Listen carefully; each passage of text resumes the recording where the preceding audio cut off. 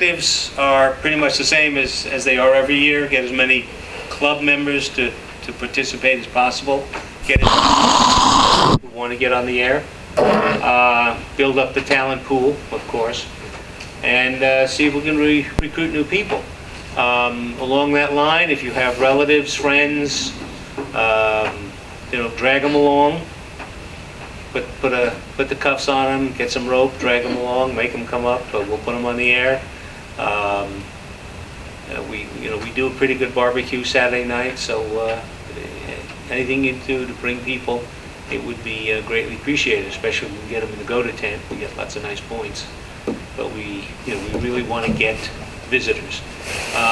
We'll have our usual. We've already sent out the notices for getting an elected official. We'll get either Captain Lombardo or Chris Munger for CERT. We have the CERT meeting next week. We'll invite people, members of CERT, to come. But anything, if you know Boy Scouts, if you have neighbors that might want to come, please bring them. You haven't heard from Vincent at the AIT? No, haven't heard back from him at all. Guy's flaky. And we'll have to figure out, one of the things we've been doing is trying to increase the amount of digital we do at Field Day.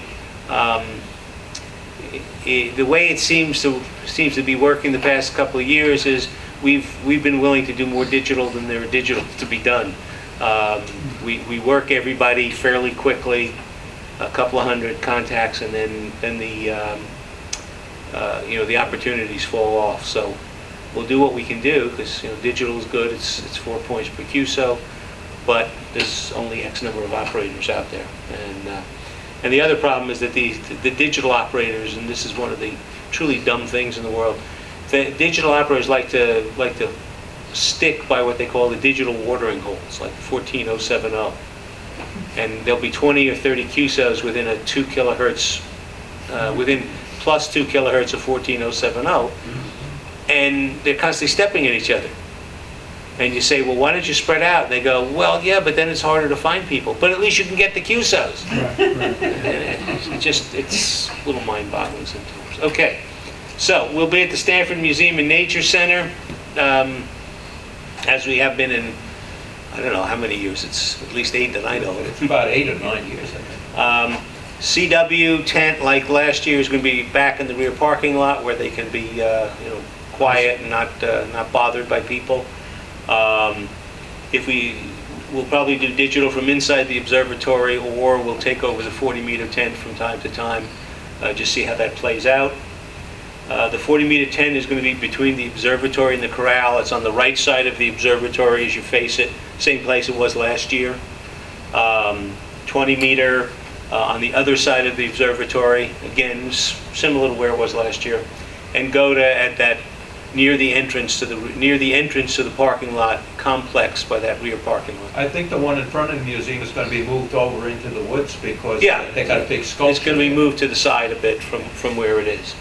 And then what we did last year, probably do similar, is put VHF also on that access road that goes right to the observatory in the woods. There's a clearing. We put it up there. We put the antenna up on a tree. It was up 50, 60 feet. It's that kind of V-shaped 6-meter antenna. We orient it so it's pointing southwest to get most of the country. 2 years ago, we had a couple of hundred QSOs. Conditions were great. Last year, I think we had 20 QSOs, and just conditions were horrible. We just weren't hearing anybody. We checked with other clubs, and nobody was hearing that. Nobody was hearing anything, at least not here in the Northeast. 2 years ago, we were working Colorado, Wyoming, heard California, but couldn't work them. And then last year, we were barely hearing Long Island. So, and if you remember, we did a couple of CW, 6-meter CW. We didn't have a key, so we were using the microphone on the FT897.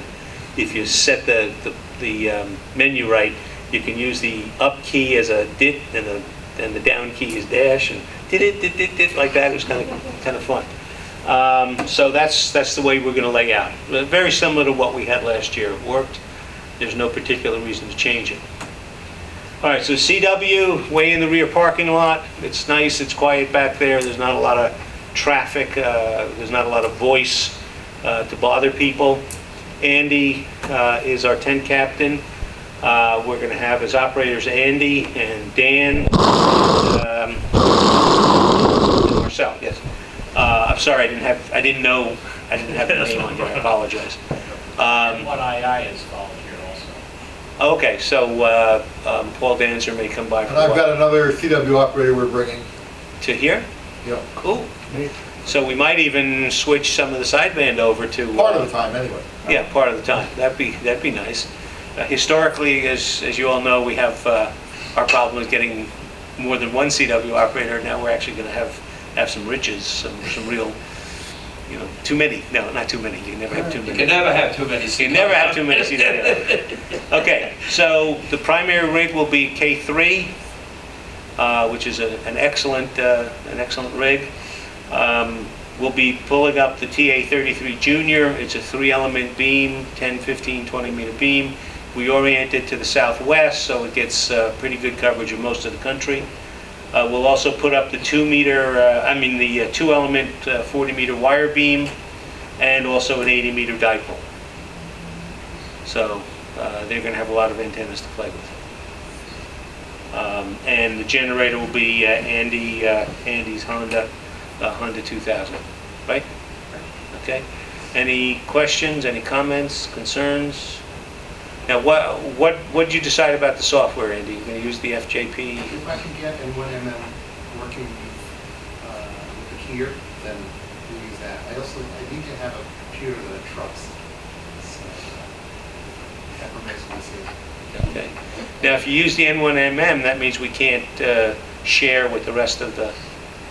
We can't share, I don't, we can talk about it offline, but Okay. I really don't like the N3 FJP. Okay. We'll talk about it. Yes, No, Dan? I'm sorry. Go ahead. It works fine, the FJP, how software is. It's been All right, getting better and better. let's and get better. together and talk about it, because especially if we wind up doing some CW operations from the other tents, it would be best if everybody was on the network. All right, so let's see what we can do there. Have a conversation. All right, so what we usually refer to as the 20-meter sideband, 20, 15, 10. It's going to be Adam. It's going to be near the observatory as usual. Gus will be operating from there, Adam, and then we'll see who else is going to be in there. Another TA33 Junior on the observatory roof. That will actually have a rotor, but we generally keep it pointed to the southwest, except for when we make a mistake and cross wire it and wind up having it pointed to the northeast accidentally. We did that one year. We cross wired the rotor, so the indicator was saying it was pointing southwest, but in fact it was pointing northeast. But we'll be more careful this year. What was that? The maritime provinces, Kathy finally said, I think something is wrong. And finally somebody looked and went, "Oh yeah, the long one is pointing is in the wrong place." That was, It will also have the use of an 8010 OCF dipole okay. to get onto 40 and 80, and again a generator Honda 2000 Adams. The 40-meter tent, we're not sure who the tent captain will be. We're trying to convince Kathy Loud to be the tent captain, but she'll certainly be one of the operators. I was telling you at dinner, Kathy turned out to be our secret weapon last year. She rarely gets on the air. She got on there and just, ran strings of operators, ran strings of QSOs. I think Ernest was telling you the story of, if somebody was being silly or somebody was being a dupe or something like that, she didn't waste any time to say, "You're a dupe, get off my frequency." I mean, she was incredible. Just, very little contesting experience, or none, I don't know. And she just was blasting away. Tom Young is a pretty good operator, and we put in a lot of other people. A lot of our other club members will operate from that tent do nice jobs. There'll be a 2-element wire beam on 40, plus an 80-10 OCF dipole for other bands. And John, the Honda 2000? Yeah, change the oil and clean the air. Okay. And that's, oh, and the rig will be my K2. So I had it out and I tested it. It doesn't spark too much on 40s. Okay, the GOTA station is generally in the rear in the parking lot toward, we call it the rear parking lot, but it's really the parking lot entrance. And it's far enough away from the CW tent that it's not going to bother the guys in the CW tent. This is one we really have to do some work. This was of, Tony O'Connor was our champion at that for years. So we really need to figure out who's going to be our tent captain and who's going to do the GOTA mentoring. GOTA can be a lot of points. So, it's free. It's a free station. It doesn't cost us against our 3-station limit. So, but we need to find people who are not hams, or people who haven't been on the air in years, who can operate from there legally in the sense of according to the rules. Please, we need operators. Anybody you can find to come and participate. Last year we had the 160 to 10 OCF. We weren't getting very many QSOs with it, and afterwards we determined that something was going wrong, and the antenna wasn't working very well. So my understanding is that Terry's been testing it out. He's put new coax on it. He thinks it'll be okay, but we'll have to see. And there's also we also have an 80-40 meter trap dipole. I've got an 80 through 10 Cobra if we need it. I think other people have some antennas too. And Terry has a Honda 2000 generator for that. VHF, probably it's good. Terry, if you want, it'll probably be you as the tent captain. Yeah. Certainly you'll operate. I think Terry got most of our QSOs last year. And we'll use either my FT897 or his, because most of this is 6 meters. There's not a lot of field day activity in 2 meters. We'll try it, but we've never heard a lot of field day activity in 2 meters. And this PAR antenna, it's a funny shape antenna. Looking at it from top, it kind of looks like this. Well, it's the chevron, and it radiates that way. So we put it up. We point it to the southwest again. And like I said, some years we've done very well with 6 meters. One year we had a couple hundred points. 2 years ago we had, I think it was 200 QSOs. And then last year, what was it, 20? So we'll just have to see. And we'll also try to hit a satellite. The problem with hitting satellites during field day is everybody tries to hit the satellites, and they're doing it with 100 or 200 watts. They're just blowing you away. They're supposed to limit themselves to 5 or 10 watts, and they're just blasting at these satellites with 100-watt rigs, and nobody can get in. So, okay, so we have the rigs. We have the ICOM Pro 2, which was Leonid's old rig that he gave to the club. Terry has an ICOM Pro 3, the Elcraft K2. Adam is bringing his ICOM 7000.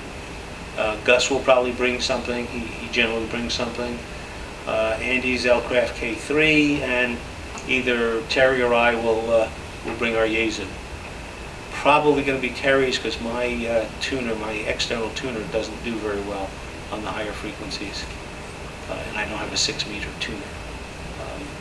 It's the LDG AT897, and mine, it's got some sort of RF feedback problem in it. Last year, did we use your radio, Terry, or did we take my radio and run it through your tuner? I have some recollection that for a while we ran my radio.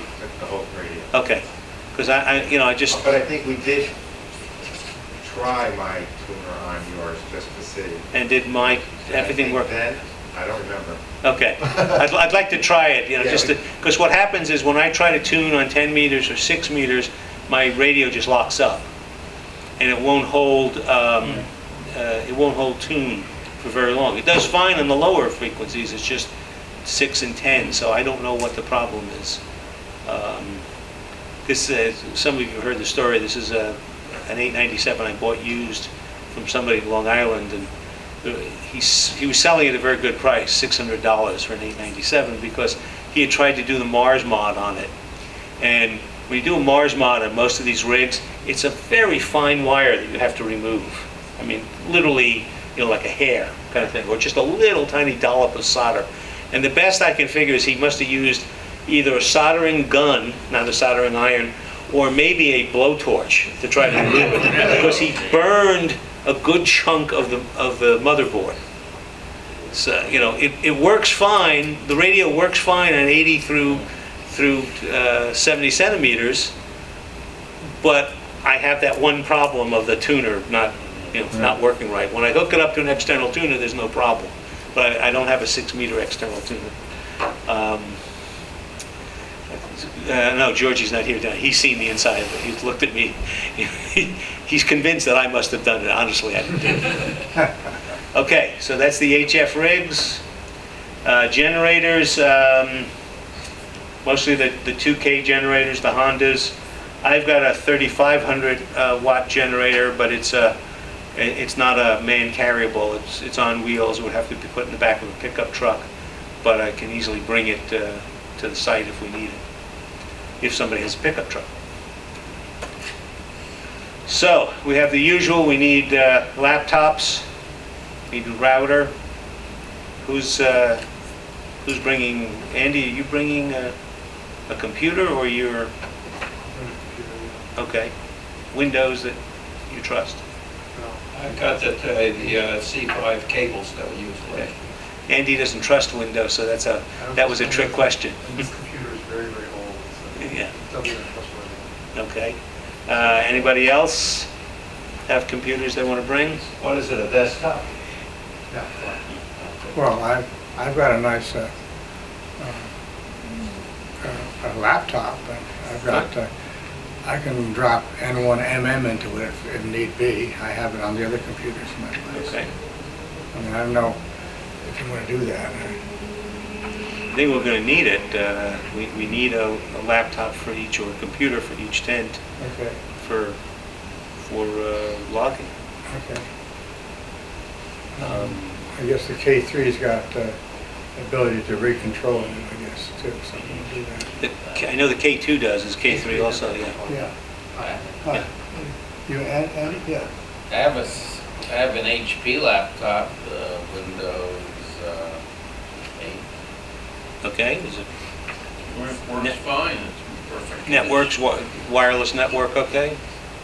Yeah, it's got Wi-Fi, and it's, it's 2-3 years old. All right. You want me to bring that? Yeah, please. I don't, you'll have to load whatever software you want on it. It's easy enough. I mean, we can send it to you, or we'll load it there. Yeah. Anyone else? Okay, we'll find some others. Now we It always wasn't doing much, it was mining bitcoins for a while, but that was getting unprofitable. Okay. I have one bitcoin I mine. Okay. I won't pay for the mining equipment, but the electricity. But Chris Demish wanted us to go to Bitcoins for membership. He's still convinced. Yeah, if I give you my one bitcoin, that should be lifetime membership. What's that worth in real money these days? Right now, $225. Oh, okay, well, we'll take It's it. going way down. I mean, I'm watching it sink. I mean, I mined it when it was 600. Okay. In terms of operators and loggers, John, did you put up a sign-up sheet on the website, or? Yes, the Sarah Forum, there's a sign-up sheet. Yes, it's all on, just follow the website, very easy. Do they need a password to get into the forum? I believe so. I'm not really sure, to tell you the truth. Okay. I Can you- think, no, I think you do in order to put something on there. It's very easy. I think there is. Is it the So same long password since for I did it. everyone, or What's that? is it the same password for everyone, or? I think they just have to sign in so they can log in. They just need their own password, I believe, to get in. Okay. We'll have to get that straightened out. It's been so long since I did it, I don't remember. Can you but I have a check tonight or pass- tomorrow? Because if people need a password, I'm thinking that they're not going to do it, that we really need Well, I'll have to something that's check. outside the Chris is password. the one that set it up, so I couldn't change it Uh-oh. if there is. Chris Demish? Uh-oh. Yeah. Okay, I'll set something up with, that you can drop onto the page, because if it's something where people are going to need passwords, you know they're not Well, going to the do it. sign-up sheet, you don't need a password. That there, you can Oh. just sign up. Oh, okay, fine, that's what I I was meant. told you talk about the forum. No, well, you said the sign-up sheet was in the forum, so I thought, if the sign-up Oh. sheet does not need a password, then we're okay. No, that's on the main page. You don't need that. Okay, It's on fine. the main page, the So- sign-up sheet. So if you're interested, we always find people who log. A lot of operators don't particularly care about having a logger. It's kind of personal preference, but we've never had very good luck trying to get people to formally commit to being loggers. So basically, we just bring a shotgun with us, and whoever's sitting around, congratulations, you're a logger. Because it doesn't work very well any other way. Is Fred gonna send out the software again so we can practice? Fred? You asked for it, politely. Pretty please? Thank you. John, I don't know if offhand if the software is Windows, is standard Windows install compatible, but you can always, if not, you can always install it in its own directory, and then Windows 8 doesn't. I think I have a dual boot to It's not- what's the other one? Android? 7, No, Android or Chromebook? Chrome. Yeah, no, this is Windows software, but if you have older What do you, I have every computer, Yeah. I have every flavor, I have 95 computer, 98 computer. Got it. I have a Meet computer that does work. I got 7, 8. I don't offhand know, but I'll find out tonight whether the software is Windows XP compatible or Windows 7, Vista 7, 8 compatible. The difference is, historically, Microsoft put a lot of data files, configuration files, in the program files folder. So you would have, your software would go into the program files folder along with the init files and along with the configuration files, along with other types of data files. It was an incredibly stupid thing to do because it made Windows highly insecure. Because that meant that you couldn't protect the program files. You couldn't say, hey, anything in this folder can't be updated because there were things in the folder that could be updated. Linux, Unix, Apple all did it the right way a long time ago. When Vista came out, Microsoft changed the security model to be consistent with what everybody else was doing. The problem is there's a lot of software out there that still expects these data files to be in with the program. The easy way to deal with that is instead of installing in the program files folder, you just install the software in its own folder, and then there's no problem. There are, in Windows 8, there's folders for older software like that. You just install it in its own folder, it's not a problem. But I'll see what it is, whether the software is properly configured to go with the new security model.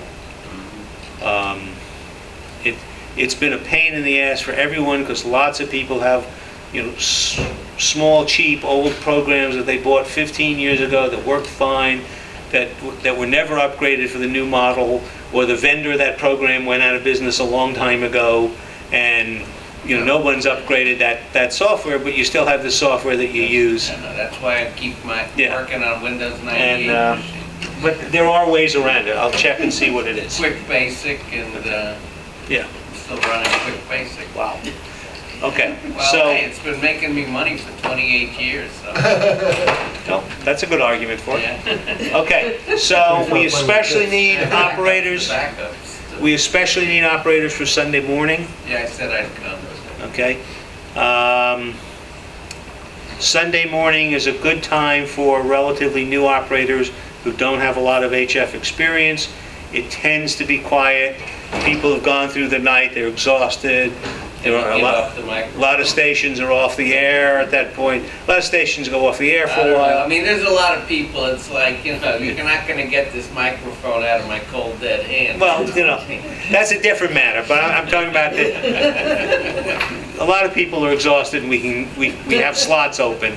And it's a good time for new operators who don't have a lot of contest experience, who don't have a lot of experience listening to sideband. Remember, if you want to operate, you know, if you're a technician license, you can still operate. We just have somebody with a general class or an extra class supervising you. So we put you on the air, that's fine, you just have to be supervised. We'll have Kathy supervise you, Ernest, and No. I have to supervise Kathy, she's the tech. but Kathy will really be supervising you. But well, anyway, all right, so, you know, please, we need operators for Sunday morning. Food, you want to talk about food? It's gonna be pretty much like what we did last year, and I'll get together with Steve and what Kathy's got all the lists on her computer rather than pull it all up and start hashing it over. She's gonna be back next week, so we'll do it after she gets home. And what are we thinking of for Saturday night? Is it It's gonna be grill? the same thing. We'll probably have the London broil, hamburgers and hot dogs. And, People, the side dishes, the pastas, the salads, desserts. Terry's wife will do her chili, we'll have some, huh? No lobster, no lobster. About 6 o'clock, about 6 o'clock, we'll all convoy over to Weka site, steal the lobsters and come back. Good idea, good idea. Funny thing is, I've been spending Saturday nights up in Stamford rather than Weka. I gotta wonder about you, I Stanley. don't know. Well, that hurts. I know, Stan. Lunch on Saturday is gonna be what? Sandwiches kind of thing. And the same on Sundays, you know. Sunday, Sunday lunch and breakfast will be around 7:30, 8 o'clock probably. and that'll be eggs and Eggs and bacon. bacon, you know, English So- muffins, coffee, juice. good eating. It's not gonna be lobster, but it'll be damn good. And if you remember, I mean, they're pretty good. Whoever makes the eggs and bacon does a nice job. The stuff Saturday night is good. It's really nice. What do we want to say about people who are not members of the club eating?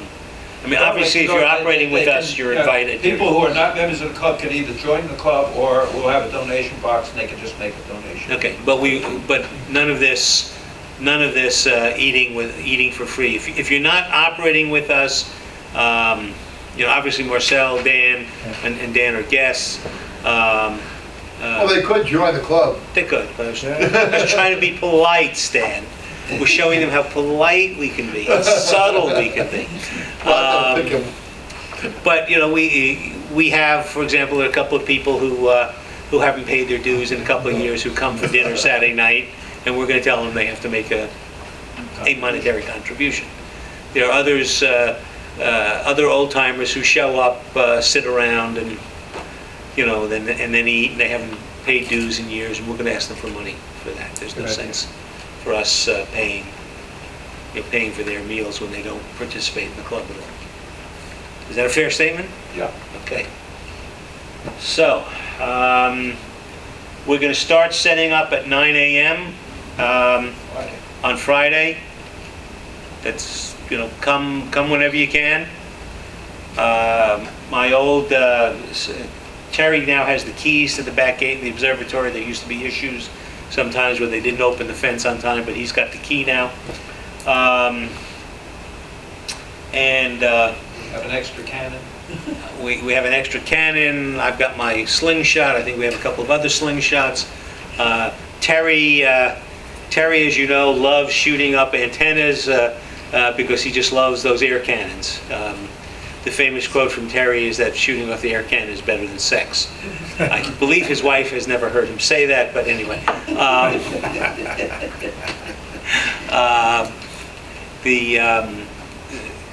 The one thing I'll remind everybody, I'll remind you a couple of times, long pants, socks, closed-toed shoes, because there are bugs up there. There is some poison ivy, especially if you're involved in putting up the antennas. There's some poison ivy in the area.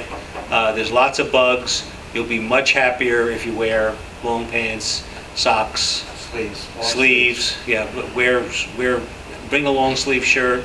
Yes, it'll be hot, but it's well worth it. When you're operating, you may not need the long sleeve shirt, but certainly during setup, bring work gloves.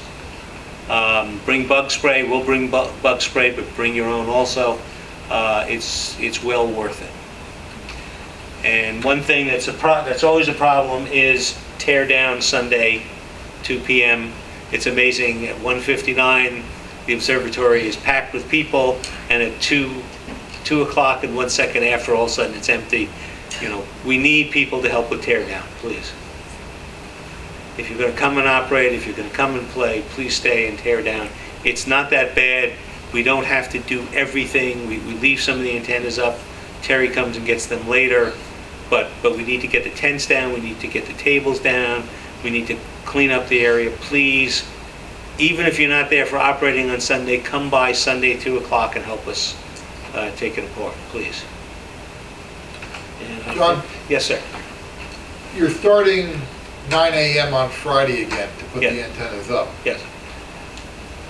I normally come up around 4:30 on Friday, but will we need it again this year, or like last year, it was just about finished by then? I don't know. If we're starting at 9 and everything goes well, then we'll probably be okay. So if you Also can't, have to factor in the weather, the weather. Yeah. If you got a rainy morning and then have it, we'll move everything to later in the day. yeah.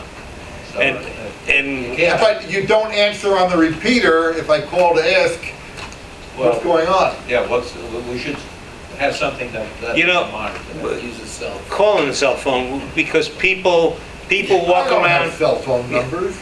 I'll give you mine. I'll give you Terry's. Seriously, everybody comes up with their HT, plugs it in their belt. They start working. The HT's in the way. They put it down someplace, and pretty quickly, there's nobody monitoring on Friday. So you're best off using a cell phone. We're gonna monitor. The question is how well we do. We're gonna monitor the New Canaan repeater, and we're gonna monitor the Stanford repeater. The reason for the New Canaan repeater is that in some sections of that area, we don't hear the Stanford repeater very well. It's in a bowl. It's in a slight bowl, but we do hear the New Canaan repeater.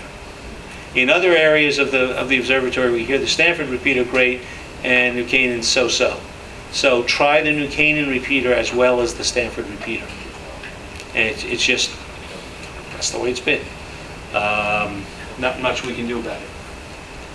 Okay? So in case I haven't made this point clear, we need more operators. Looks like we're good for CW operators. We need GOTA operators. We need you to find operators under 18 for the extra points, the extra GOTA points. Do not go out in your van and try to recruit kids with candy. Please don't do that.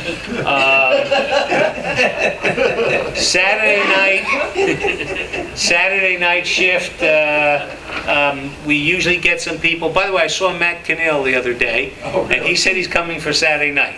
Whether he does or not is another matter, but he said They he's said coming. that last year too, he Yeah. showed up. So, some years we get some people who come and they just want to operate all night. Other years we wind up having some problems with people. If you're at all interested, everybody wants to operate at 2 o'clock Saturday afternoon when it starts. And that's the worst time. It's insanity. 2 a.m. is a wonderful time to operate. There's great, usually there's a lot less static. There's a lot less atmospherics. The pace is a little bit slower, so if you're not a really into it contest operator, you can go along very nicely and just click off those QSOs like crazy. So, if you're thinking about something like that, get some sleep, Saturday afternoon and come Saturday night, Sunday morning, you know, in the overnight hours. It's a lot of fun. It's nice. You can get, there are some raccoons that have been with us every year now. They've had a log. They're great. Just, you know, we'll see about the polar bears, I don't know, but the raccoons are good at logging. There are deer, so. No, my first year I was out in the CW tent at about 10 o'clock at night, and a raccoon came waltzing into the tent and just sat there watching me for a while.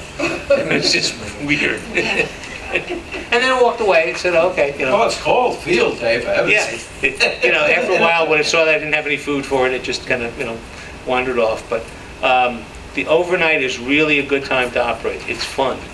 You can get some nice contacts in 40 and 80, even on 20. It's just a great time to operate. There's not terrible pressure on it. Just have some fun with it, make a lot of contacts, and get a feel for operating in a contest. Is there anybody here who hasn't done field day before? No? Okay, because then we'd recruit you for the We go-to should town. get the form up on the website.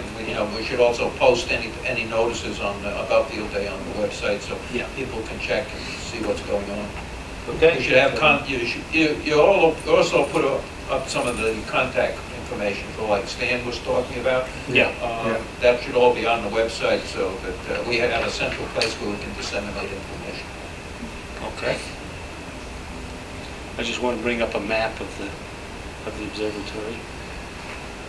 Come on. Come on, you got good Wi-Fi signal. There you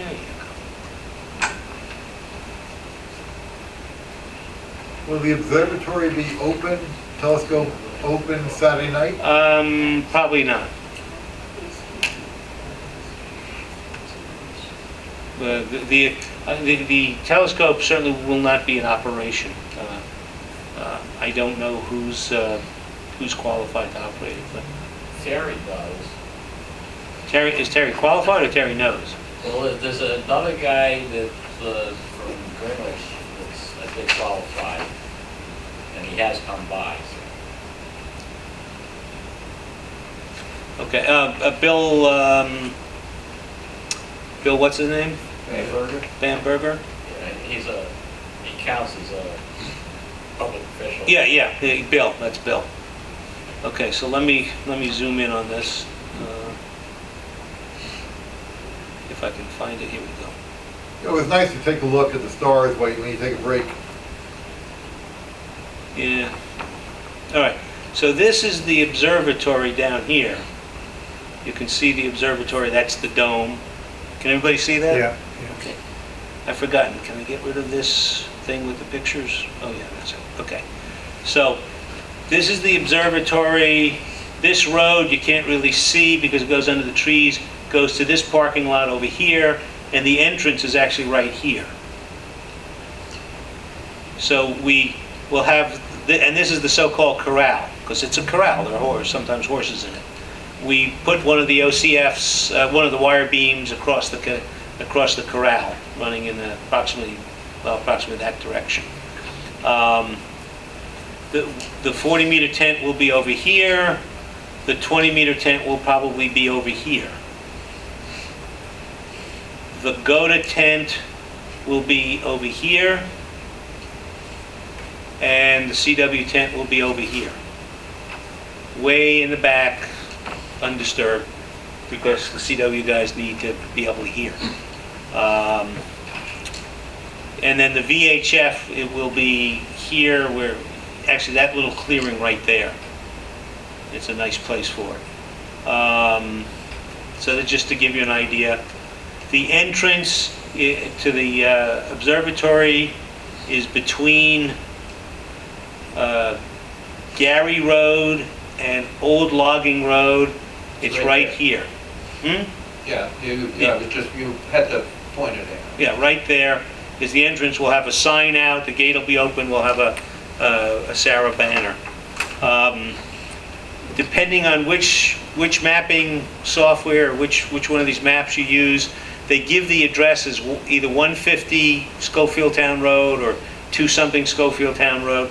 Just remember, it's between Gary and Old Logging, and it's up here on the right. And you'll see it. Warning, when you're driving, that there is a stop sign, that there is not a stop sign. And if you blow through that stop sign, there's almost always a cop waiting for you. So don't go blowing through those stop signs. That's it. Anybody, any questions, issues? Yes? Is this open to the public, this Yes. going to the Sanford Museum? Yes. So people can just wander in, which is okay? but- Yes. Yeah. Okay, great, thank you. Now, unfortunately, people, this is the museum, Right, well, this whole area is the museum, and not a lot of people wander back here, but some do, and we invite them in. okay. Will there be a sign saying that we're there and also inviting them there, or not? We have our banners up, but we don't really have a sign that says you're invited. We usually should see- intercept them and talk to them. Oh, you don't, okay. But, you know, it's not a bad idea to also have a sign that says, come, come visit. Because sometimes if the museum is busy, there'll be people parking in this area for the museum. And having a sign, And that's right where the go-to tent is. yeah, having a sign for that is a good idea. Somebody make a note, Ernest, would you make a Yeah. note of that, please? Okay. Also, the ARRL has little pamphlets that are appropriate for field day, Yes. et cetera. Will we have some of those Yes, available? oh yeah, yeah, we have Okay. those, we have the whole rack of all of their pamphlets. And Sarah information. And Sarah Oh, information, neat, yes, okay. yeah. We set up, usually we set up, there's some tables, picnic tables right here, we set up a tent or some sort of a, what do you call it, come on, not a tent, what do you call it, a tarp over them. We have information sheets there, we'll do our demo there. I've put up our site on the ARRL Field Day Locator already. You know, that on the ARRL site, there's a Field Day Locator, so we're on there. My plan is to send out the invitations to the press this week. Last year, we had News 12.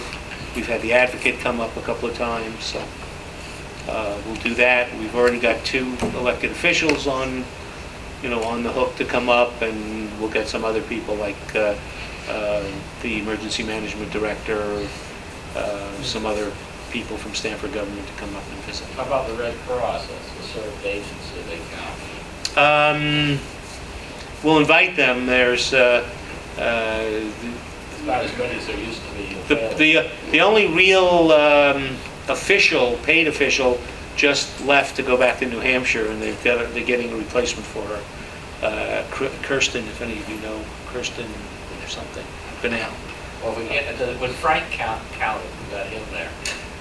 No, he's not active in Red Cross at all now. What about John? Yeah, I say, what about John? John. Don't remember his last name. And, Ham. Is that right? He's a Ham that was with the Red Cross in Greenwich. Well, we're going to have the head of Stanford CERT. That's a served agency. We're going to have the emergency management director of Stanford. Those more than qualify for those points. So that's not a problem. Red Cross is in quite a bit of disarray at the moment. If any of you saw that NPR article about their Haiti recovery efforts, and basically when NPR is attacking Red Cross, you know things are really bad.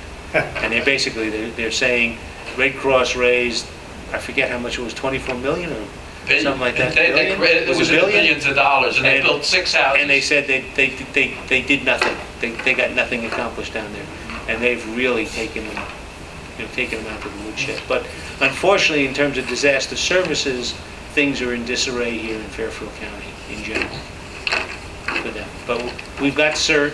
We'll have CERT. We'll have the emergency management director. Who knows? We might even get a couple of police or fire, and that's all we need. So Red Cross is not an issue. Red Cross isn't really the served agency for anything anymore. It's the Office of Emergency Management. They're the ones we're serving. So. Okay. Okay, we have refreshments over on the side, Fred brought it, and